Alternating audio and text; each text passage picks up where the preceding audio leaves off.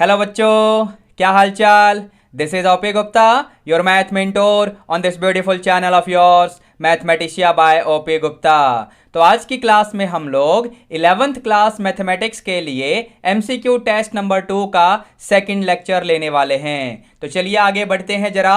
और आज के टेस्ट का टॉपिक, जैसा कि आप लोगों को पहले से ही पता होगा, अगर आपने lecture 1 of MCQ test number 2 देखा है तो आपको टॉपिक्स तो पता होंगे कि इस टेस्ट में हमने कंप्लीट सिलेबस दिया हुआ है। ये टेस्ट मैं ऑलरेडी आप लोगों के साथ टेलीग्राम ग्रुप में शेयर कर चुका हूं। इस ग्रुप का लिंक आपको इस वीडियो के डिस्क्रिप्शन बॉक्स में मिल जाएगा। ठीक है बच्चों, अब इससे पहले कि हम आगे बढ़ें, फटाफट इस वीडियो को लाइक कर दो और फिर अपने क्लासमेट्स को भी शेयर कर देना। और फिर इस चैनल को सब्सक्राइब करके बेल नोटिफिकेशन भी ऑन कर लेना, ताकि हर इंपॉर्टेंट वीडियो की अपडेट आप लोगों को टाइम टू टाइम मिलती रहे।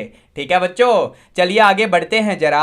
और यहां पर दी हुई इंस्ट्रक्शंस मैं आप लोगों के साथ लेक्चर 1 में ऑलरेडी डिस्कस कर चुका हूं। अगर आप लोग चाहें तो क्लास 12th में हमारा कोचिंग सेंटर ज्वाइन कर सकते हैं, ताकि आप लोग अपनी प्रिपरेशन अच्छे से कर पाएं। ठीक है बच्चों, कोचिंग सेंटर का एड्रेस आपको बॉटम में दिख रहा होगा, मोबाइल नंबर भी आपको दिख ही रहा होगा बच्चों। ठीक है, अब चलते हैं क्वेश्चन नंबर 11 से अपने टेस्ट का सॉल्यूशन डिस्कस करते हैं। तो जैसा कि यहां पर आप देख पा रहे हैं बच्चों, क्या बोला हुआ है, यूजिंग 1, 2, 3 से लेकर 9 तक, यानी ये टोटल 9 डिजिट्स होंगे। How many 4 digit numbers with no digit being repeated can be formed. यानी यहां पर दो इंफॉर्मेशन आपको ध्यान में रखनी है। सबसे पहली बात कि आपको यहां पर रिपीटिशन नहीं करना है, और दूसरी बात कि यहां पर जो भी नंबर्स बनेंगे वो 4 डिजिट के होंगे।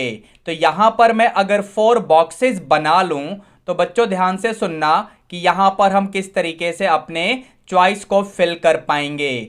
देखो बच्चों, यहां पर फिल करने के लिए आपके पास कंप्लीट 9 के 9 डिजिट्स अवेलेबल होंगे, यानी यहां पर 9 वेज। यहां पर आपके लिए एक चॉइस कम हो जाएगी क्योंकि रिपीटिशन अलाउड नहीं है, यानी 8 वेज। फिर यहां पर 7 वेज और फिर यहां पर 6 वेज। तो टोटल 4 डिजिट के जो नंबर बनेंगे ना, वो कितने बनेंगे, 9 इंटू 8 इंटू 7 इंटू 6। अब इसको सिंप्लीफाई कर लेंगे। 9 8 जा क्या होगा बच्चों, 72 इंटू 7 इंटू 6। अब जरा इसको मल्टीप्लाई करते हैं। 7 2 जा 14, कैरी 1, 7 7 जा 49 एंड 1 यानी 50, इंटू में 6 पहले से ही है। अब इसको फर्दर मल्टीप्लाई करेंगे। 6 4 जा 24, 6 5 जा 30, यानी 3024। और ये चीज आपको ऑप्शन सी में दिख रही होगी बच्चों, यानी क्वेश्चन नंबर 11 का ऑप्शन सी सही हो जाएगा। ठीक है बच्चों, आगे बढ़ते हैं, क्वेश्चन नंबर 12 को देखते हैं। इसमें क्या है बच्चों, यहां पर क्या बोला हुआ है, the radius of a circle whose arc of length 15 pi centimetre makes an angle of 3 pi by 4 at the centre is. यानी इस क्वेश्चन में बेसिकली आपको रेडियस की वैल्यू निकालनी है। इस वाले फॉर्मूले की आपको जरूरत पड़ेगी। थीटा यहां पर कौन से मेजर में होना चाहिए, रेडियन मेजर में होना चाहिए। तो यहां पर एंगल दे रखा है 3 पाई बाई 4, आर्क लेंथ यानी 15 पाई, और रेडियस आपको निकालना है बच्चों। तो बस यहां पर बड़े आराम से आप लोग काम कर पाएंगे। पाई से पाई कैंसिल हो जाएगा, 3 5 जा, समझे। अब यहां से जैसे ही आप क्रॉस मल्टीप्लाई करेंगे तो यहां पर आर आ जाएगा, फिर 4 इंटू 5 यानी 20 सेंटीमीटर। 20 सेंटीमीटर यानी ऑप्शन डी को आप चेक करिए, क्वेश्चन नंबर 12 का ऑप्शन डी सही हो गया बच्चों। ठीक है, आगे बढ़ते हैं क्वेश्चन 13 की तरफ। यहां पर क्या करना है बच्चों, ये कॉम्प्लेक्स नंबर वाले टॉपिक का क्वेश्चन है।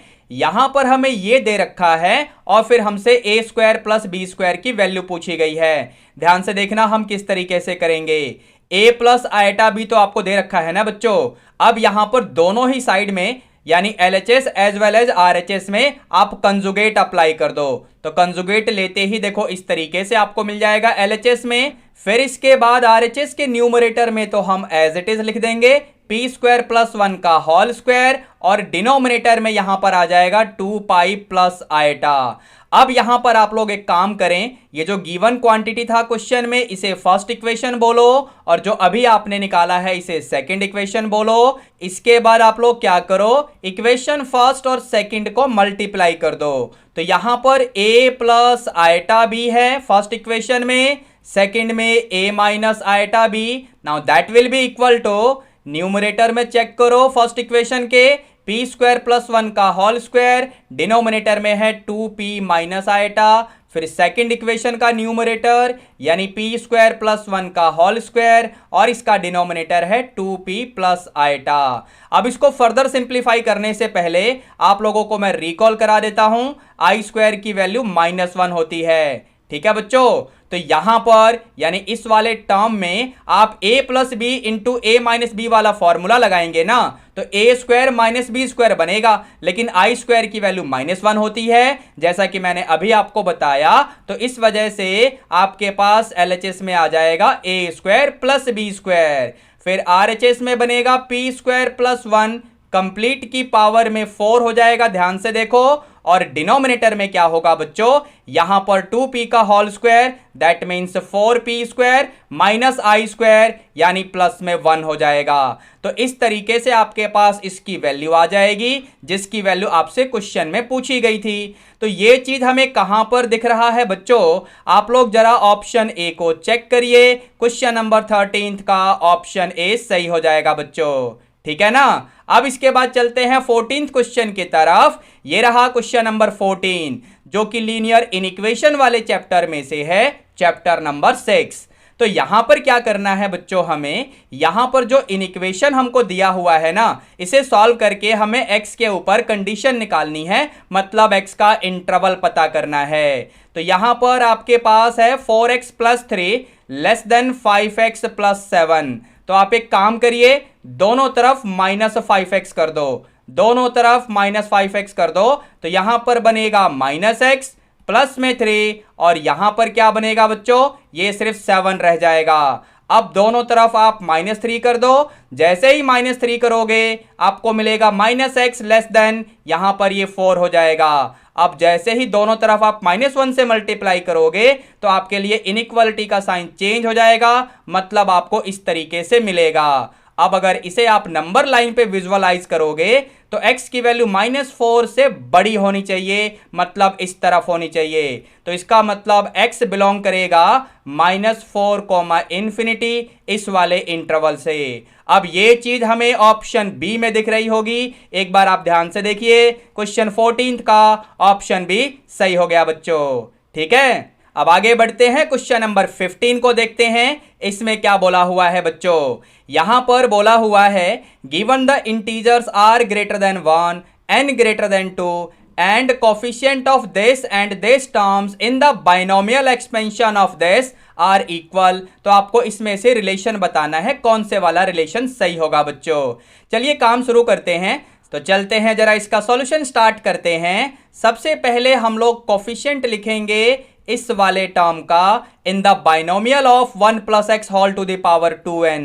तो ये क्या बनेगा बच्चों, ध्यान से देखना, इस तरीके से आपको इसका कोफिशिएंट मिलेगा। सिमिलरली आपको कोफिशिएंट लिखना पड़ेगा इस वाले टर्म का भी, तो ये कोफिशिएंट क्या बनेगा, इस तरीके से बन जाएगा। ध्यान से आप देखिए, अकॉर्डिंग टू क्वेश्चन ये दोनों इक्वल दिए हुए हैं। तो जैसे ही आप इन्हें इक्वेट करेंगे, जैसे ही आप इन्हें इक्वेट करेंगे बच्चों, यानी इस तरीके से लिखोगे, तो आपके पास दो रिलेशन बनते हैं। क्या रिलेशन होता है, पहला रिलेशन तो ये होगा कि 3r - 1 will be equal to r+1, और दूसरा वाला रिलेशन क्या होता है बच्चों, दूसरा रिलेशन ये होगा कि इन दोनों का जो सम होगा ना, that will be equal to 2n। समझे। तो अब यहां से जो पहला रिलेशन बनेगा वो क्या बनेगा बच्चों, दैट विल बी 2r = 2, यानी r की वैल्यू यहां से 1 मिल जाएगी। और दूसरा रिलेशन क्या बनेगा बच्चों, यहां पर आप देख पा रहे होंगे ये बनेगा 4r इक्वल्स 2n, यानी यहां से आपको मिलेगा 2r इक्वल्स n। तो ऐसा हमें किस ऑप्शन में दिख रहा है बच्चों, ऑप्शन सी को ध्यान से देखो, यहां पर n इक्वल्स 2r दिया हुआ है, या 2r इक्वल्स n भी कह सकते हो, ठीक है ना। तो क्वेश्चन 15 का सॉल्यूशन भी कंप्लीट हो गया है। अब हम लोग आगे बढ़ते हैं क्वेश्चन नंबर 16 की तरफ। क्वेश्चन 16 में क्या बोला हुआ है बच्चों, देखो इस पूरे एक्सप्रेशन का हमें वैल्यू निकालना है। यहां पर हम किस तरीके से सॉल्व करेंगे, ध्यान से सुनना। मैं आपके लिए फॉर्मूला बता देता हूं। सबसे पहले यहां पर जो फॉर्मूला लगेगा that will B sine square A equals 1 minus cos 2a पूरे के नीचे 2 लगा दो। ये वाला फॉर्मूला इसमें हम लगाएंगे। तो सबसे पहले हम इस वाले टर्म को कंपेयर करेंगे। तो एंगल ए की जगह पे मुझे x माइनस पाई बाई 3 लेना पड़ेगा, फिर यहां पर एंगल ए की जगह मुझे x लेना पड़ेगा, फिर लास्ट वाले टर्म में एंगल ए की जगह मुझे x प्लस पाई बाई 3 लेना पड़ेगा। तो चलिए अपना काम शुरू करते हैं। यानी सबसे पहले मैं लिखूंगा 1 minus cos 2 times of this angle, so it will B 2x minus 2 pi by 3, और इस पूरे के नीचे 2 तो आएगा ही। फिर ये मिडिल वाले में आप लिखोगे तो 1 माइनस कॉस 2x अपॉन में 2, फिर ये लास्ट वाले टर्म को लिखोगे, सो it will B 1 minus cos, it will B 2x plus 2 pi upon 3, और फिर पूरे के नीचे 2 आ जाएगा। अब यहां पर फर्दर सिंप्लीफाई करेंगे तो यहां पर 1/2, यहां से भी 1/2 और यहां से भी 1/2 आएगा, यानी इसे ऐसे लिख लो। फिर आपको मिलेगा -1/2 cos 2x minus 2 pi by 3, फिर यहां पर मिलेगा -1/2 इंटू कॉस 2x, फिर यहां पर मिलेगा -1/2 into cos 2x plus 2 pi by 3। ठीक है बच्चों, तो यहां पर ये 3/2 तो आपको मिल ही गया, इसे ध्यान से संभाल के रखो। यहां पर इसे आप सबसे आगे लिख लो, यानी -12 इंटू कॉस 2x, फिर इसे और इसे यानी सेकंड टर्म और लास्ट वाले टर्म को ध्यान से देखो। यहां पर -12 लगाओ, ब्रैकेट में क्या आ गया बच्चों, ब्रैकेट में आ गया cos 2x minus 2 pi by 3, और यहां पर आपको मिलेगा plus cos 2x plus 2 pi by 3। समझे बच्चों। अब यहां पर फर्दर सिंप्लीफाई करेंगे तो इसमें हम cos a माइनस बी का फॉर्मूला लगा लेंगे, और इसमें हम cos a प्लस बी का फॉर्मूला लगा लेंगे। समझे। तो हमें क्या मिलेगा बच्चों, चलिए मैं बताता हूं अगले स्टेप में। यहां पर ये 3/2 minus half cos 2x as it is रहेगा, ये -1/2, इसका आप लोग ध्यान रखना। अब इसके बाद अगर आपको ध्यान हो कि ब्रैकेट में मैंने क्या कहा था, cos a माइनस बी, और यहां cos a प्लस बी का फॉर्मूला आप लगाइए। जैसे ही फॉर्मूला आप अप्लाई करेंगे आपको मिलेगा 2 टाइम्स cos 2x इंटू में cos 2 पाई बाई 3। समझे बच्चों, आप करके देख लेना, यही मिलेगा आपको। अब इसके बाद यहां पर ये वाला 2 और ये बाहर 1/2 आपको दिख ही रहे होंगे, दोनों ही कैंसल हो जाएंगे। समझे। फिर इसके बाद फर्दर आप लोग क्या लिखोगे, यहां पर सबसे आगे 3/2 आपको दिख रहा होगा बच्चों, ये -1/2 cos 2x आपको दिख ही रहा होगा। अब यहां पर ये 1/2 और ये 2 कैंसल हो चुका है, यानी आपके पास है -cos 2x और फिर cos 2 पाई बाई 3 जिसकी वैल्यू -1/2 होती है। ठीक है बच्चों। अब यहां से फर्दर सिंप्लीफाई करने का काम आप लोग खुद ही कर लेना, मैं तो यहां पर डायरेक्ट आंसर लिख रहा हूं 3/2, यानी ऑप्शन डी में आप चेक करिए, क्वेश्चन नंबर 16 का ऑप्शन डी सही हो गया है बच्चों। ठीक है ना। आगे बढ़ते हैं, क्वेश्चन नंबर 17 में चलते हैं। ये रहा क्वेश्चन नंबर 17। तो यहां पर हमें क्या दिया हुआ है बच्चों, if fx equal to this, इस तरीके से fx डिफाइन करके दिया हुआ है। आपसे इस फंक्शन का डोमेन पूछा हुआ है बच्चों। अब अगर आप लोग फंक्शन की डेफिनेशन को ध्यान से देखें तो यहां पर बोला हुआ है x लेस देन 0 यानी नेगेटिव रियल नंबर, यहां पर x इक्वल टू 0 और यहां पर x ग्रेटर देन 0 यानी पॉजिटिव रियल नंबर। कहने का मतलब ये जो फंक्शन है x belonging to all real numbers के लिए डिफाइन होगा, तो यही इसका डोमेन हो जाएगा। ऑप्शन डी को आप चेक कर सकते हैं, क्वेश्चन नंबर 17 का ऑप्शन डी सही हो जाएगा। अब इससे पहले कि मैं अगले क्वेश्चन यानी क्वेश्चन नंबर 18 की तरफ बढ़ूं, क्या आप लोग मुझे इस फंक्शन का नाम कमेंट करके बता सकते हो? What is the name of this function? Give reply to me in the comment section below. ठीक है, चलिए आगे बढ़ते हैं क्वेश्चन नंबर 18 की तरफ। क्वेश्चन 18 में क्या बोला हुआ है बच्चों? Let A and G be the arithmetic mean and geometric mean of two positive numbers, then which of the following is true? ध्यान से सुनना, अगर arithmetic mean of two positive numbers को कैपिटल ए से रिप्रेजेंट किया है और geometric mean of two positive numbers को कैपिटल जी से रिप्रेजेंट किया हुआ है, तो हमेशा ये वाला रिलेशन ट्रू होता है बच्चों। समझे? तो इसका मतलब ऑप्शन सी यहां पर सही हो जाएगा। क्वेश्चन नंबर 18 का ऑप्शन सी सही हो गया बच्चों। ठीक है ना? This question was memory based question. अब आगे बढ़ते हैं क्वेश्चन नंबर 19 की तरफ। यहां पर क्या बोला हुआ है? The variance of 30 observation is 5, यानी वेरिएंस आपको दे रखा है 5। ठीक है बच्चों, फिर बोला हुआ है if each observation is multiplied by 3, यानी ऑब्जर्वेशंस को अगर मैं एक्स आई से रिप्रेजेंट करूं तो जो नया वाला ऑब्जर्वेशन बनेगा ना, नया वाला ऑब्जर्वेशन वो कैसे बनेगा? ओल्ड ऑब्जर्वेशन को 3 से मल्टीप्लाई करने पे बनेगा। देन द न्यू वेरिएंस, आपसे न्यू वेरिएंस पूछा हुआ है फॉर द रिजल्टिंग ऑब्जर्वेशन। देखो यहां पर डायरेक्टली हम प्रॉपर्टी लगा सकते हैं। अगर हम गिवन ऑब्जर्वेशन को किसी भी कांस्टेंट से मल्टीप्लाई करते हैं और हमें वेरिएंस पहले से ही पता हो ओरिजिनल ऑब्जर्वेशंस का, तो अगर हमें नया वेरिएंस लिखना पड़ेगा रिजल्टिंग ऑब्जर्वेशन के लिए, तो वो कैसे आएगा बच्चों? तो न्यू वेरिएंस के लिए हम लोग क्या कर देंगे, यहां पर जिस कांस्टेंट से आपने मल्टीप्लाई किया उसका स्क्वायर इनटू में ओल्ड वाला वेरिएंस। तो बस आपका आंसर तो आपके पास आ ही चुका है, बताना जरा। ये आएगा 45। 45 यानी ऑप्शन बी को आप चेक कर सकते हैं। क्वेश्चन नंबर 19 का ऑप्शन बी सही हो गया बच्चों। ठीक है ना? आगे बढ़ते हैं क्वेश्चन नंबर 20 की तरफ। ये रहा क्वेश्चन नंबर 20। यहां पर इस सर्कल का हमसे ना सेंटर पूछा हुआ है बच्चों। सर्कल का इक्वेशन आपके पास आ चुका है। ध्यान से सुनना, मैं आपको एक डायरेक्ट टेक्निक बताऊंगा। जब भी आपके पास सर्कल का इक्वेशन इस फॉर्म में हो, X square plus Y square plus 2gx plus 2fy plus में सी इक्वल टू 0, तो इसका सेंटर हम किस तरीके से लिखेंगे? ध्यान से सुनना, x के कोफिशिएंट का माइनस हाफ करो, यानी minus half coefficient of x, comma minus half coefficient of y। तो बस इस फॉर्मूले की हेल्प से आप डायरेक्टली यहां पर सेंटर लिख पाओगे। तो अपने क्वेश्चन में अगर आप देखोगे तो x का कोफिशिएंट 2 है बच्चों, यहां पर ध्यान से देख लो, y का कोफिशिएंट -4/3 है। तो हमारे गिवन इक्वेशन ऑफ सर्कल का सेंटर क्या मिलेगा बच्चों?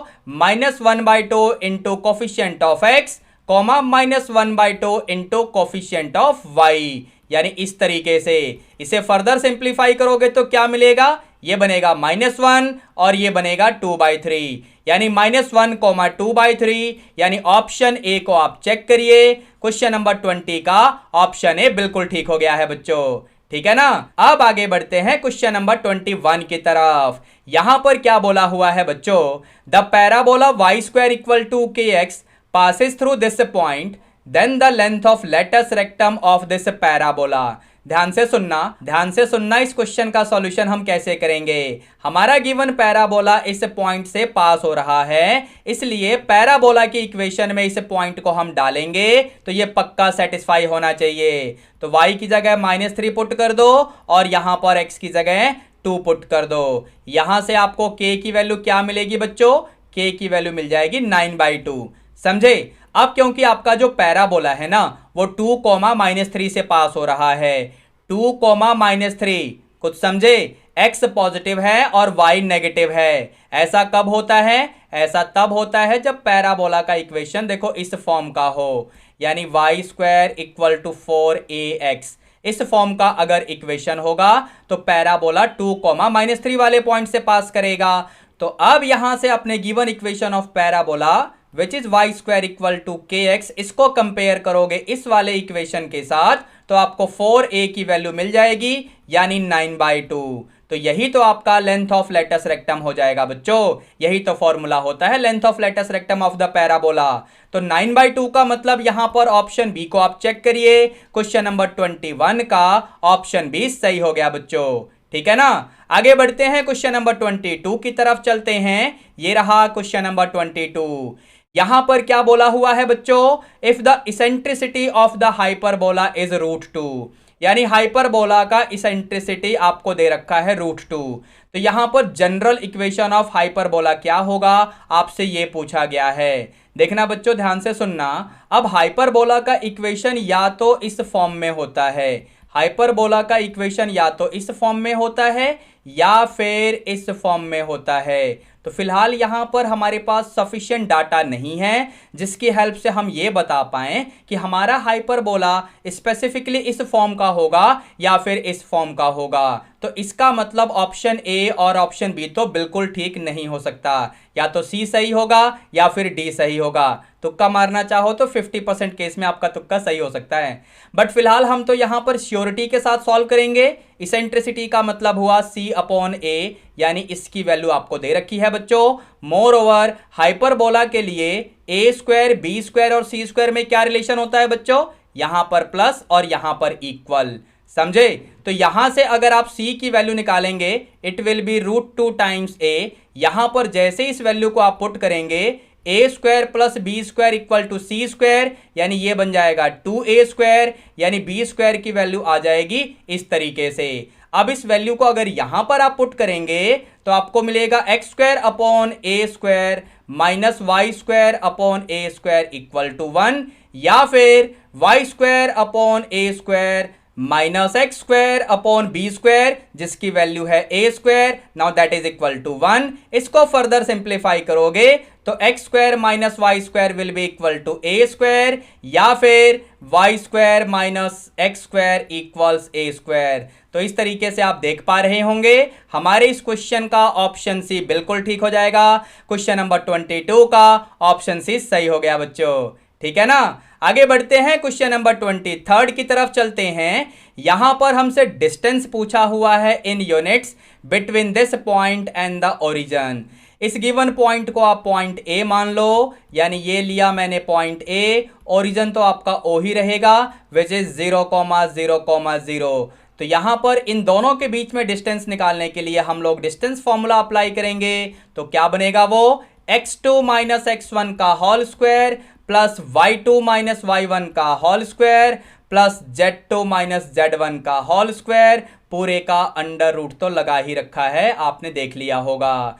ये बनेगा 0, ये बनेगा 12 का स्क्वायर यानी 144, ये -5 का होल स्क्वायर यानी 25 आ गया। अंडर रूट में क्या आएगा बच्चों, 169, यानी आपका फाइनली आंसर आ जाएगा 13 यूनिट्स। 13 यूनिट्स का मतलब यहां पर ऑप्शन डी को आप चेक करिए, option D of question number 23 is absolutely correct. ठीक है बच्चों, आगे बढ़ते हैं, क्वेश्चन नंबर 24 की तरफ चलते हैं। यहां पर हमसे इस पॉइंट का इमेज पूछा हुआ है XY प्लेन में। XY प्लेन में अगर इसका इमेज पूछा हुआ है तो इमेज बनेगा 5,4,3।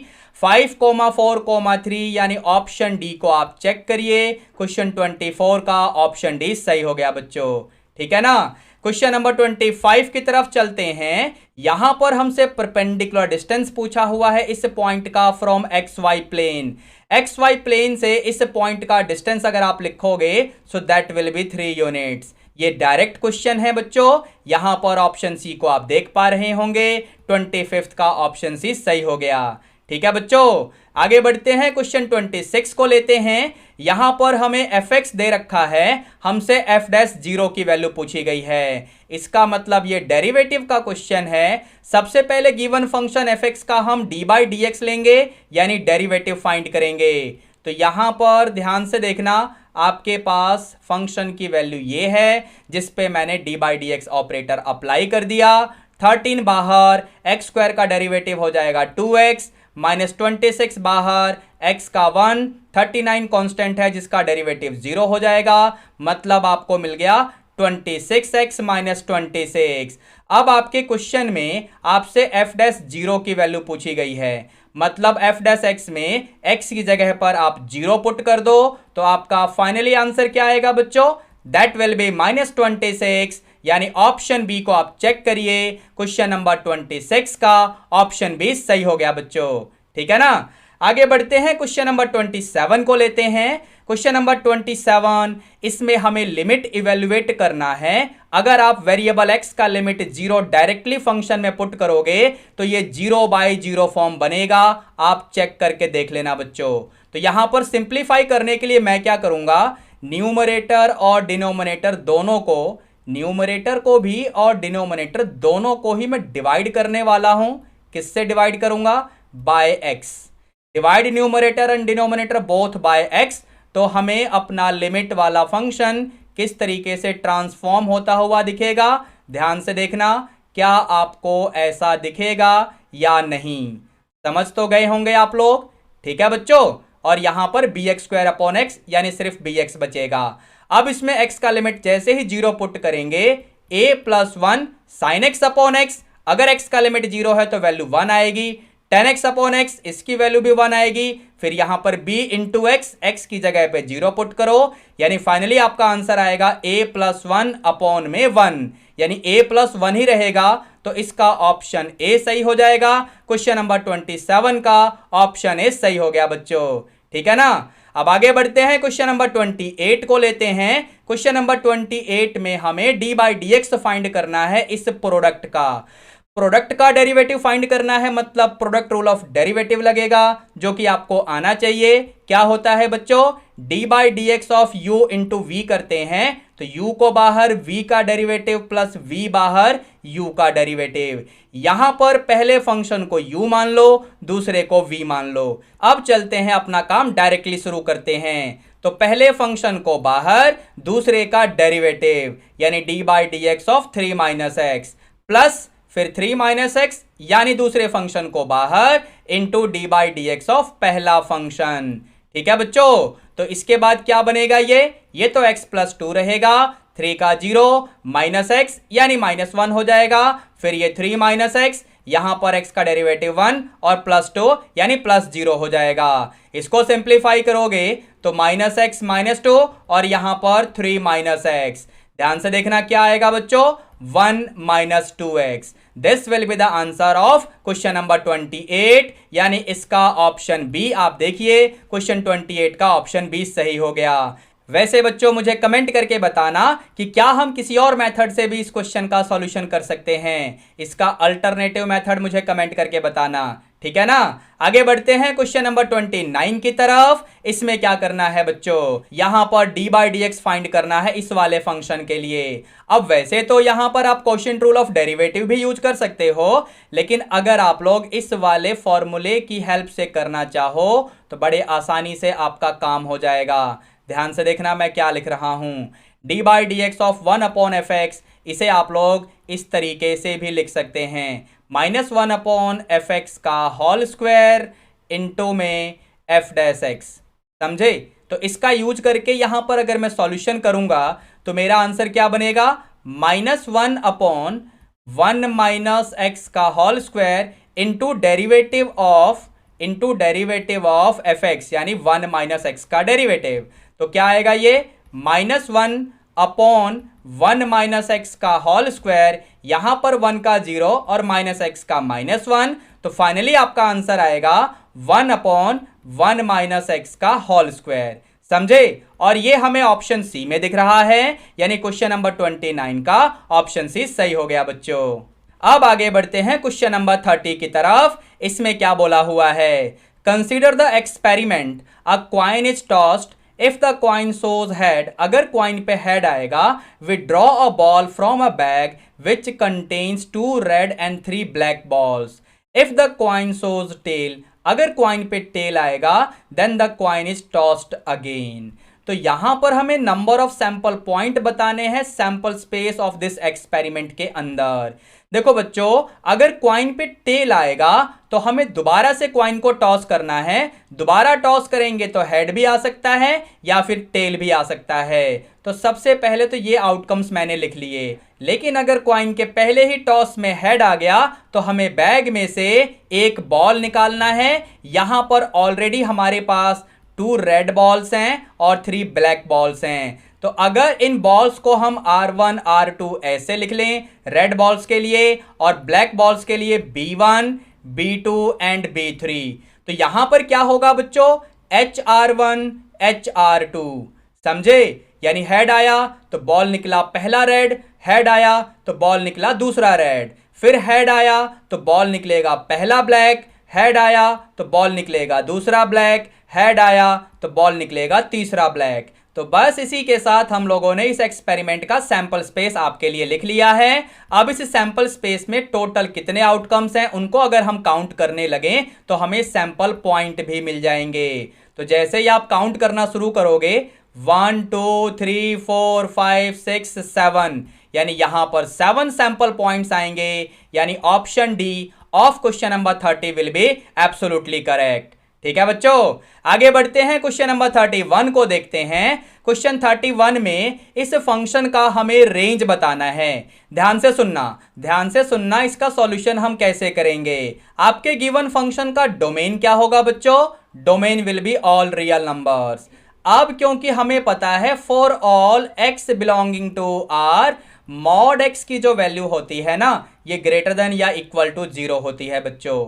ठीक है ना। अब इसमें अगर आप -1 से मल्टीप्लाई करेंगे तो इनइक्वालिटी का साइन चेंज हो जाएगा। दोनों ही तरफ अगर आप 3 ऐड कर दोगे तो इस तरीके से इनइक्वालिटी चेंज हो जाएगी। आप देख पा रहे होंगे ये आपका फंक्शन है जिसकी वैल्यू 3 या 3 से छोटी होगी। तो बस इसका रेंज आपके लिए आ चुका है। ये इस तरीके से आप रेंज को लिख लीजिए, यानी आपका आंसर आपके सामने आ गया है। Option D of question number 31 will be absolutely correct. ठीक है बच्चों, अब आगे बढ़ते हैं क्वेश्चन नंबर 32 की तरफ। ये रहा क्वेश्चन नंबर 32। यहां पर हमें ये फंक्शन दे रखा है और y के ऊपर हमें कंडीशंस दे रखी हैं, मतलब इनइक्वालिटीज बना के दी गई हैं। मतलब यहां पर हमें रेंज निकालना है। ध्यान से सुनना, अगर मैं आपसे कहूं डोमेन ऑफ दिस फंक्शन क्या होगा, तो इसका डोमेन होगा एनी रियल नंबर। ठीक है ना। अब इसके बाद आपको ध्यान होगा बच्चों कि cos x फंक्शन का रेंज क्या होता है। तो रेंज ऑफ cos x होता है -1 से 1 in the close interval. So clearly अगर मैं मॉड यहां पर अप्लाई कर दूंगा cos x के ऊपर तो ये बिलोंग करेगा 0,1 वाले इंटरवल में। इसका मतलब ये हुआ कि y बिलोंग करेगा 0,1 वाले इंटरवल में, जो कि क्लोज इंटरवल है। तो यहां से आप देख पाएंगे कि y के ऊपर इनइक्वालिटीज इस तरीके से बनेंगी। यानी ऑप्शन सी को आप चेक करिए, क्वेश्चन नंबर 32 का ऑप्शन सी सही हो जाएगा बच्चों। ठीक है ना। अब आगे बढ़ते हैं, क्वेश्चन नंबर 33 की तरफ चलते हैं। यहां पर हमें cos π/8 की वैल्यू निकालनी है। जो फॉर्मूला मैं यहां पर यूज करूंगा आपके लिए मैं लिख रहा हूं। We are going to apply 2 cos square a equals 1 plus cos 2a। समझे? इस वाले फॉर्मूले में a की जगह पे π/8 आप पुट करके देखो आपको किस तरीके से दिखेगा। आपको मिलेगा 2 times cos square of π/8 equals 1 plus cos 2 times of angle a यानी π/8 यानी 1 प्लस cos π/4। तो यहां से आप इसकी वैल्यू पुट कर दो, cos π/4 जिसकी वैल्यू होती है 1/√2, जिसमें आप एलसीएम लेंगे तो इस तरीके से आपको मिल जाएगा। ये वैल्यू इसकी मिली है हमें। अब जैसे ही इस 2 को यहां से आप हटाएंगे तो सबसे पहले आपको वैल्यू मिलेगी cos स्क्वायर π/8 की, विच इज √2 + 1/2√2। यहां से आप स्क्वायर को हटाओ यानी cos π/8, so it will be √2 + 1/2√2 पूरे का अंडर रूट। वैसे बच्चों यहां पर प्लस माइनस हम क्यों नहीं लगाएंगे, इसका जवाब मुझे कमेंट करके बताना। ये वैल्यू पॉजिटिव ही रहेगी। वैसे बच्चों ध्यान से अगर आप देखें तो इस वैल्यू को आप लोग गिवन ऑप्शन में कहीं भी नहीं देख पाएंगे, तो इसके लिए मुझे फर्दर सिंप्लीफाई करना पड़ेगा। यहां पर मैं अंडर रूट के अंदर ही √2 से मल्टीप्लाई और डिवाइड करने वाला हूं। तो यहां पर न्यूमरेटर में क्या होगा बच्चों, दिस विल बी √2 इंटू √2 यानी 2 प्लस 1 इंटू √2 यानी √2 और नीचे हो जाएगा 4। समझे? और इस पूरे का हमें अंडर रूट तो लेना ही है। अब ऐसा किसी ऑप्शन में हमें अभी भी नहीं दिख रहा, लेकिन जैसा कि आप देख पा रहे होंगे अभी भी किसी भी ऑप्शन में इस तरीके से आपको नहीं दिखेगा। इस वाले को देखकर कंफ्यूज मत होना, ठीक है बच्चों। यहां पर अगर फर्दर मैं सिंप्लीफाई करूं, यानी एक स्टेप और अगर मैं लिख लूं, डिनोमिनेटर वाले 4 को रूट से बाहर निकाल दूं तो ये 2 बन जाएगा। अब ऐसा आपको ऑप्शन सी में दिख रहा होगा, एज इट इज आप मैच करके देख सकते हो बच्चों, ठीक है ना। यानी क्वेश्चन नंबर 33 का आंसर आ चुका है, option C will be correct for this question. आगे बढ़ते हैं क्वेश्चन नंबर 34 की तरफ। ये रहा क्वेश्चन नंबर 34 बच्चों।